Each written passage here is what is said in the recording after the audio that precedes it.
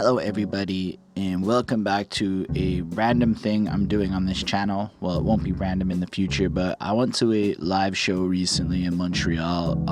It was EarlyRush presents Chickstape, which was a show with a full lady rapper lineup with the intent of promoting their mixtape that they put out as a collective, Chickstape Volume 1, which I have linked below. And in addition to that, there's links to all of the people down below that you can check out throughout the video if you're curious about their music. Either way, my name is Holden Stephan Roy, and today, I'm gonna try doing a show review, and something that's really important to me as this platform over here behind that suit becomes a little bit more interesting is to try to document the local scene a little bit more. So as I go out to events or as I encounter people, have them come through, have some conversations. So it's like an open invitation to like anybody that's an artist to come on through, show people what you're about. Most of my audience doesn't live in the city, so there's that. So you might make a couple of new fans. I'm pretty sure the homeboy Lindell's gonna show support either way. So basically, I'm going to just run you through my experiences with this. I'm going to start off, the show was Friday, August 30th, and it was late. So part of what I would like to do with this platform is to offer friendly suggestions to all the people involved in Montreal's music scene because, well, I've learned what I've learned, and all I can do is share what I think is interesting. And one of the noticeable parts of this show that I would like to get out of the way is that I don't think the crowd was as large as it could have been, and I don't blame this on anybody in particular. I don't think this is an isolated incident. It just seems to be kind of what happens a lot of times with shows. But with that, I thought maybe there were some things we as a city could try out, and one of those things is going to be starting shows earlier than like 10 o'clock, because the one thing I can comment on the people that showed up, like I can't give you a number, but I would say there was a good 50 people there by the end of the night, is that like none of the people at this show were young. So that means like in all realness, most people above the age of 25 are in the workplace and kind of migrate more towards a 9-to-5 Monday to Friday life.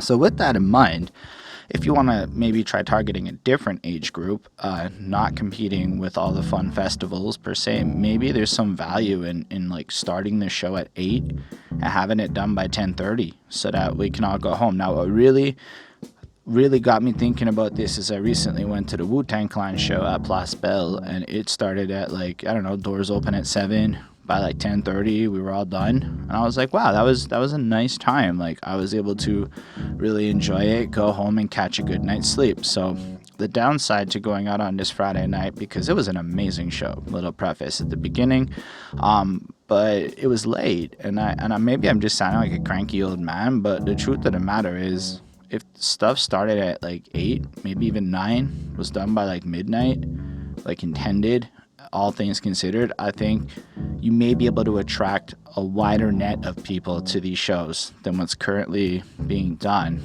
in the because not everybody's going to want to deal with Ubers and Lyfts home, is all I'm trying to say. With that done, that was my little commentary.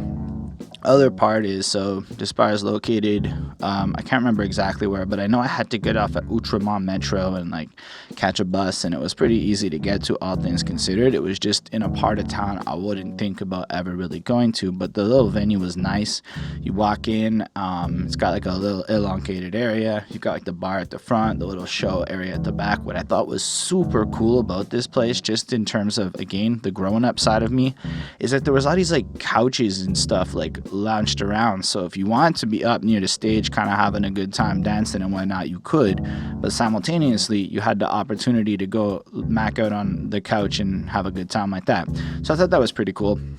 And then so I didn't really know what to expect. I got there, and then, you know, all the performers and their posse showed up, and I looked around the room and I had this like weird realization.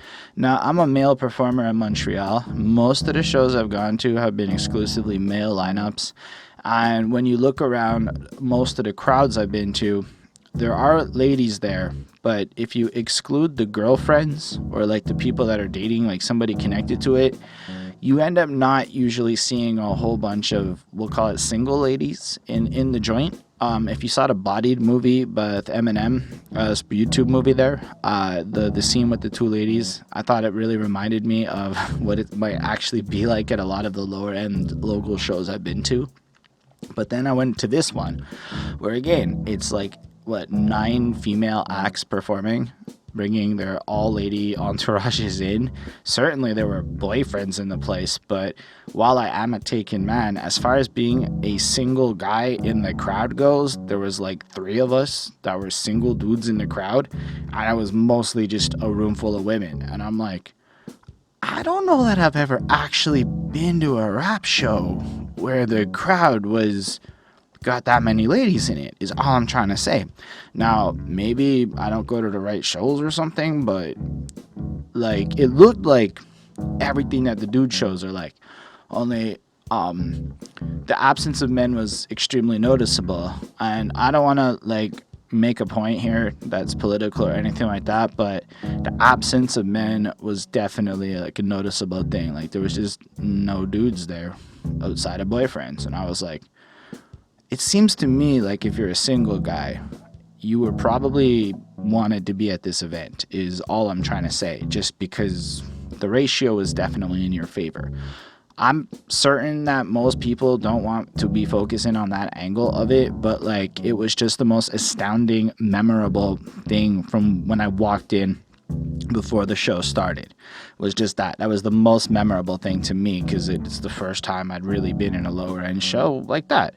But then the show starts, and I'm gonna just kind of go through briefly. I don't know that I can comment too much on the quality of everybody's songs or their lyrics, because half of it was in French. I do live in Montreal, and this is like a bunch of Quebec ladies, so a lot of it was French. There was even some Spanish, and so for the bars that aren't in English, it's like, I appreciated the energy. I understand the lyrics, but poetry often requires a nuance of understanding our French that I struggle with, so I can kind of get it, but I don't really get it enough to be able to comment on it. Anyway, what I did do was capture some footage of like everybody that was performing, so that y'all could kind of get a little taste of what you missed on that date. And we're gonna start off taking a little look at Haze. Le soir dans sa chambre, elle se coupe avec cette larme luisante. Elle veut en parler, même c'est pas comment s'y prendre. Elle se lance, mais personne ne la croit. Prisonnière de son silence, elle ne le dit pas, mais elle a besoin d'aide. S'en parlait pas, elle a l'air toujours souriante. Mais pourtant, décidé de voir la honte, et c'est là que le parfum commence. Haze just like gets on the stage and just kicks into these like deep pensive flows that I remembered. Half of it's what I remember based on what I recorded in my raw footage, and I remember just really like clearly enunciated, hard hitting, deep bars. I didn't 100% understand it, but I remember feeling the passion and the energy in the room. She was crystal clear with it, and I was like, that's pretty cool and impressive. And it was like the level of preparation, like Haze just knew the song so well that I was just kind of blown away in terms of just what I've seen in a lot of local shows. This was a level of effort that I don't often come across, is what I'm trying to say. And this was the first artist coming on the stage, and I felt like it was entertaining, it was fun, and even though I didn't necessarily catch everything, I felt like I had instantly, like, my mood hit this, like, holy crap, this is awesome kind of experience. Not that I wasn't expecting it to be a good show because of anything, except that I've been to a lot of local rap shows, and while I typically enjoy it, I don't often find myself, like, getting, I guess, so caught off guard with the level of effort being put in by the artist. When the artist put in that level of effort, I respect it, but... and this is subjective, anecdotal, and I'm not dropping names. I have just seen some people who didn't necessarily know their songs when they got on stage, and you could feel like the difference. Whereas this was like, wow, that was worth, like, I paid too little to go to this show based on what I was getting, is kind of what I'm trying to say. Either way, super dope act. And then she gets off, and the next one comes on is Sensei H. C'est plus se mettre et c'est super, mes cernes me déguisent en femme des cavernes. Ça se ressent sur mon poids, ça se ressent sur mon corps. Ma maladie n'est pas sournoise, elle est juste dans des accords. Et on travaille pour qui? Et on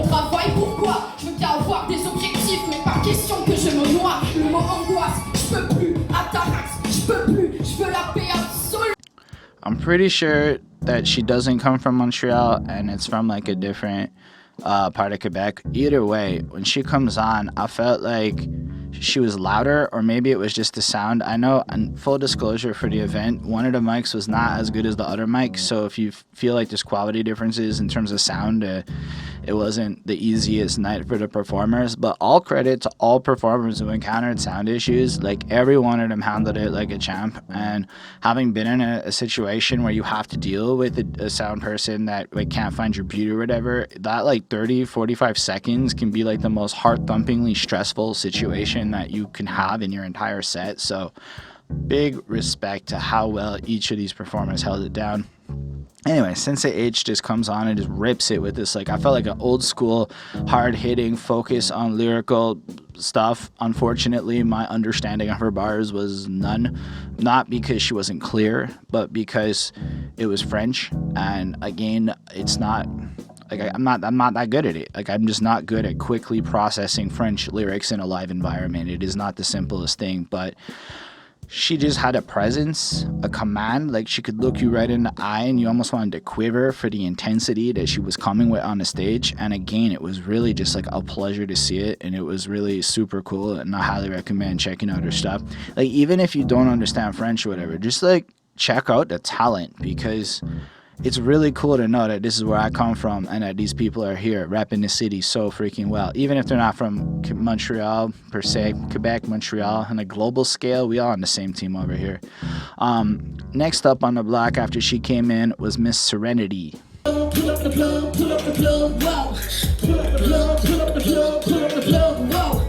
I need some skunk, I need some beats. Studio time, who got that for me? Y'all grabbing a bucket, grade A, organic piece of different type of cutlet. Can't stop me, made from a different fabric. 514 is where summer everything's happening. So notably, Sereni-t had some mic issues, which were not her fault. It was just the situation. But the way she owned that shit and spit some like acapellas and whatnot and just kept the vibe running, big respect. I thought that was super cool. She has a very commanding presence. She owns her stuff. She has some dance moves that she was busting out in the middle of her track. You could tell that, like, you know, she just poured her heart and soul into this shit. And I was really like, I really respected it. I thought it was like an amazing performance again. And you know what was cool is she changed up the vibe a little bit. Felt like Haze and Sensei H were hitting it in a certain more lyrical way. And while Sereni-t has lyrics, as you saw, she also has this different kind of vibe, which I felt like, you know, kept the show feeling a little bit alive. And the fact that just such a versatile cast of people are here on the same mixtape, because keep in mind, these are all performers on the same project. It's pretty cool to me just to see that many people being able to work together in the city. And NDG people, if we ever want to do an NDG thing, I'm in NDG. That's all I'm saying. Don't forget about me. Either way, this was really cool. Her energy was dope. I really liked it. She had some really like she was in English, so I felt like I could understand her a little better, and thus it was a little more catchy and earwormy to me, and that was still really fun. After her comes on the next artist, which is Kella.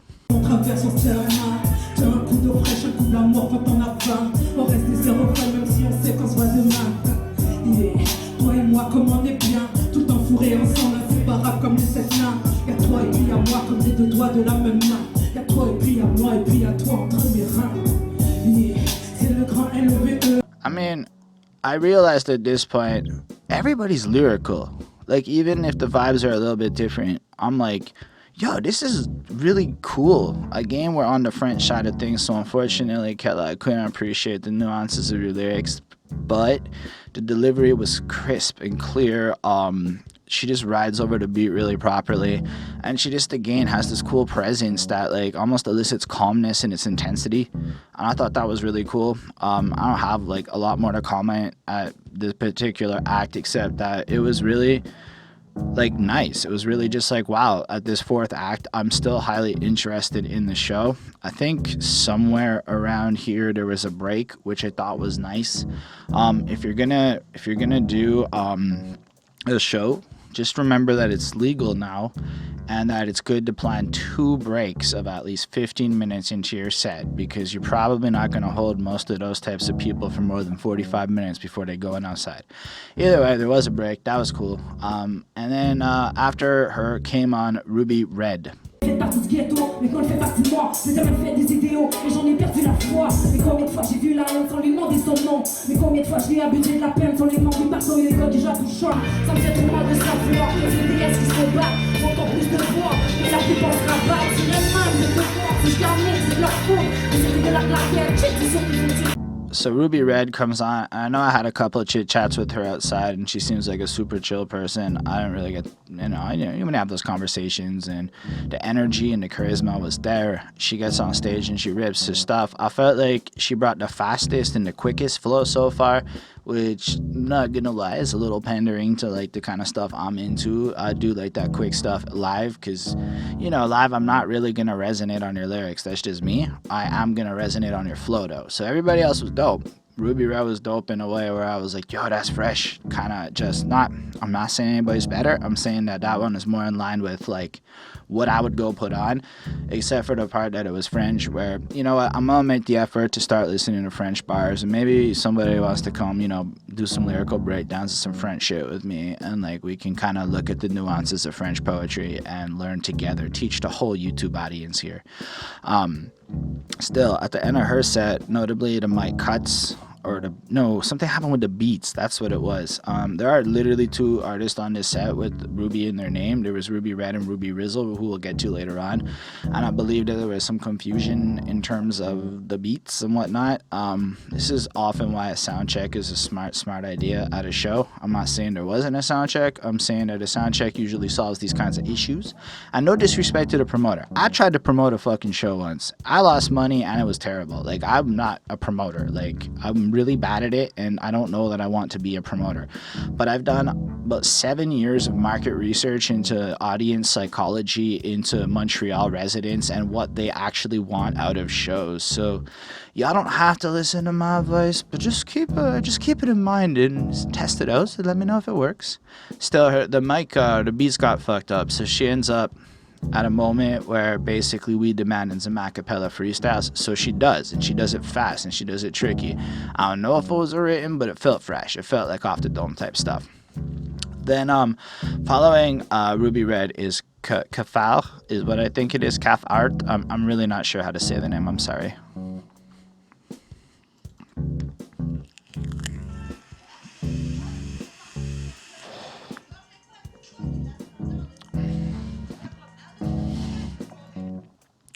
So I filmed like a chunk of the first song of her performance, of which you saw, and it's really dope. And I went ahead after the fact and looked up some of her stuff on the internet to give her fair justice, but I totally skipped her set, and I feel really bad about that. I was outside schmoozing and socializing and doing the networking part of why I came, because as I try to enter Montreal music media, networking with people is a priority to me, and I felt bad. I will do my best in the future events to try not to skip people's sets, but I can't promise anything. However, she's dope, and her energy's sick, and the way she resonates on camera, and she was dope in person from what I saw. Her like hype fucking flow, it's just really enjoyable. And I'm thinking at this part of the show with everybody, I'm like, yo, everybody's kicked this like energy that reflects super well in a live environment. It's one thing to make some stuff where your sound engineer makes you sound super fresh on a studio recording. It's another thing to walk into a show, and a show where the crowd isn't necessarily as popping as it's supposed to be, because again, that's my impression, is that not a lot of that crowd was people showing support, which is kind of what led me to want to make this video and just kind of show y'all what you should have been supporting, in my humble opinion, on that Friday night. And for those who could have. Obviously, there's a whole gajillion things to do in Montreal.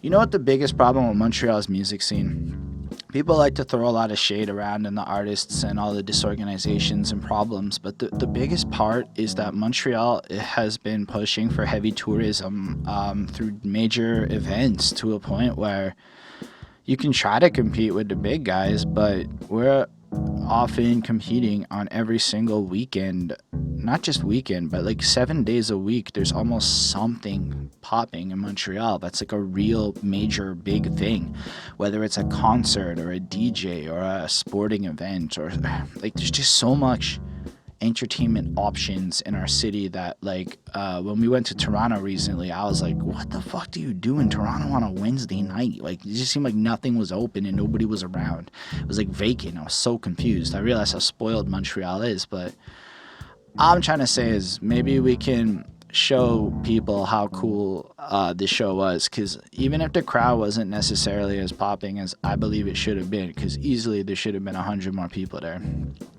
that would have made it hyper. These ladies killed it, man. They all came on and ripped it as if it was like the most fresh ass poppin' show ever, and the ethic that we saw from everybody is commendable in my humble opinion. I digressed. I don't know how much you care about my commentary, but it's my video. Next up in the list of artists to check out is Ella Grave, who's on the left, and Lakoche, who's on the right.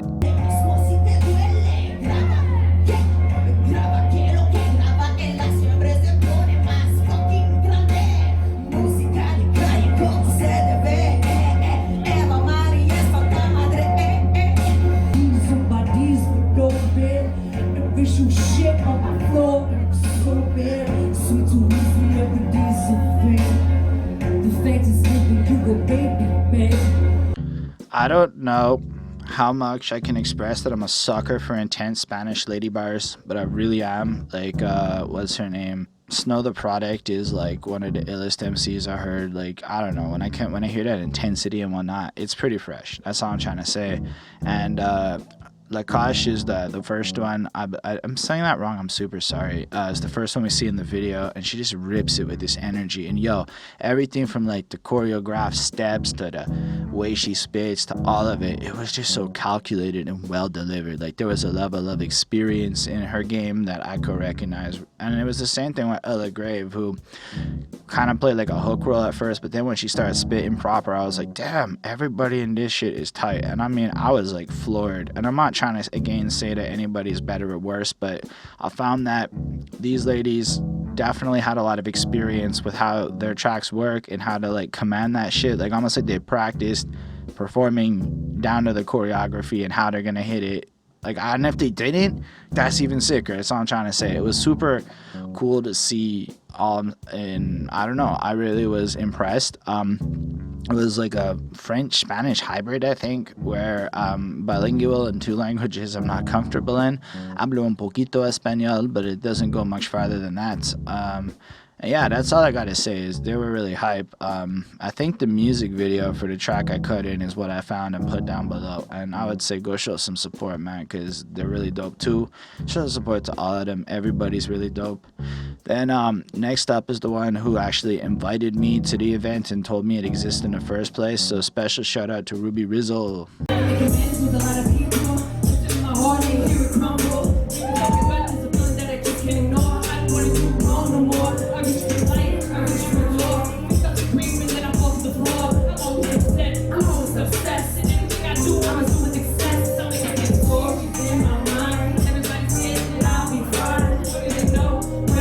So I suppose of all the people on this list, I remember Ruby Rizzle. I think I met her maybe once at a thing or added her randomly. I don't know how I know who she is. I'll be honest, I'm so sorry.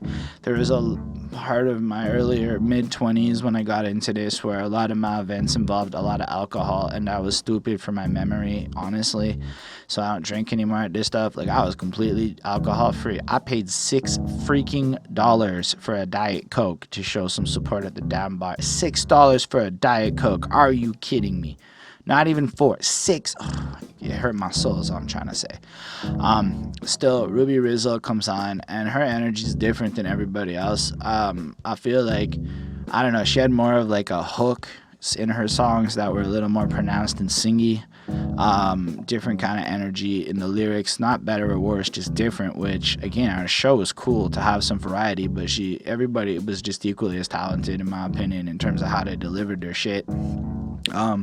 I can't say like I'd heard all of the songs Ruby Rizzle did prior to this, just because she had sent me a bunch of stuff on YouTube. So I was like, oh, I know these songs, and that was kind of made it more standout and memorable in terms of being a set to me. But yeah, I don't know. I'd hit her up and we were talking about NF because I just reviewed NF's album, and I was like, that review got like no love. I didn't even do part 2, and nobody fucking cared. So I only did half a review, and like nobody gave a shit. Oh well, that's not the point. The point is this show.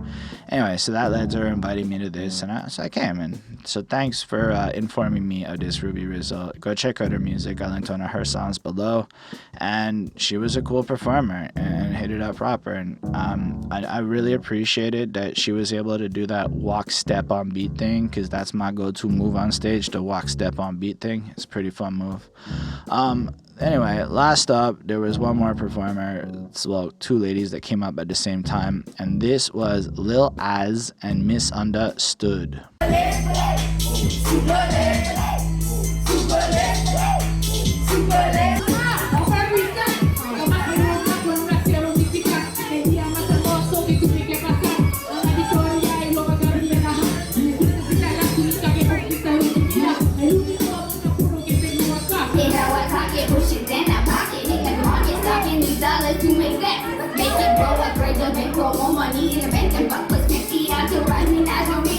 So Lil Azz came in with this like energy. I think she was spitting in some Spanish. It was killer. It was dope.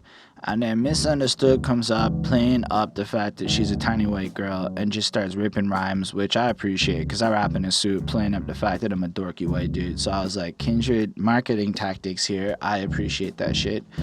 But they closed out the show, and I don't know if that makes them headliners or whatever, but I thought it was just like a good energy to end up on. And there was a couple little problems on their sets, because with 2 people with 1 mic, a little bit of confusion, but they handled it. They held it down well.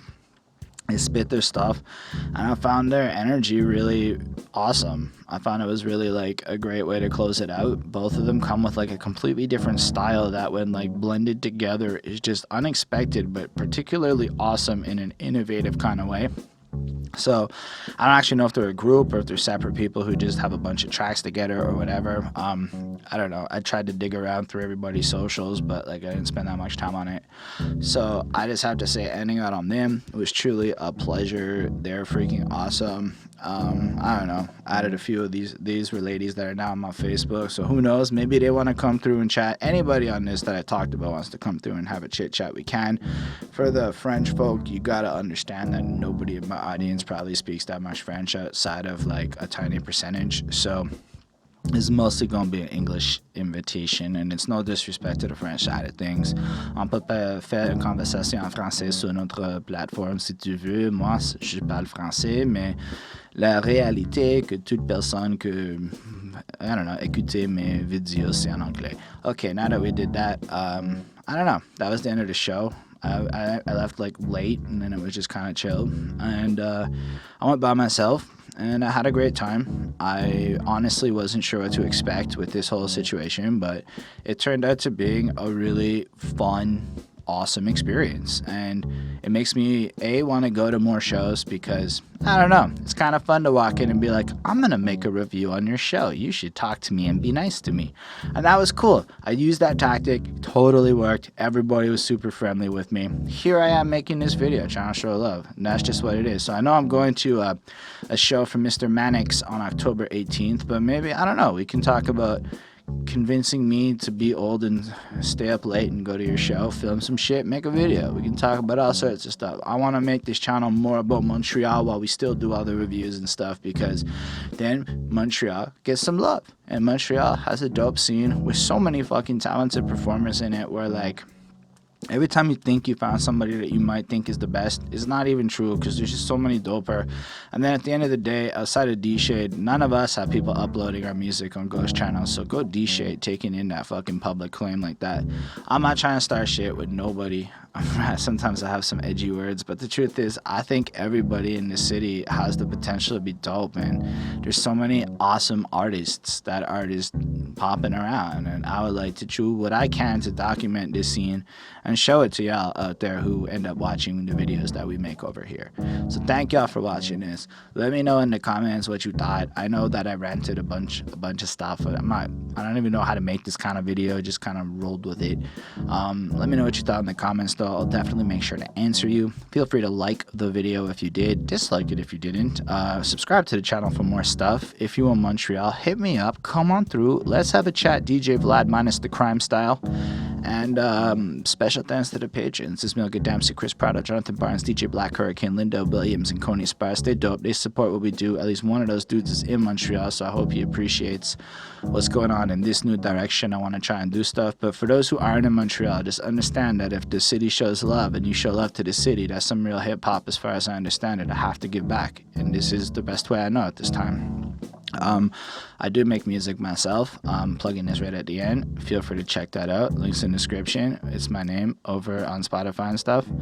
Anyway, thank y'all for your time. I hope you do enjoy this, and I hope to see you at some local show in the future. Peace.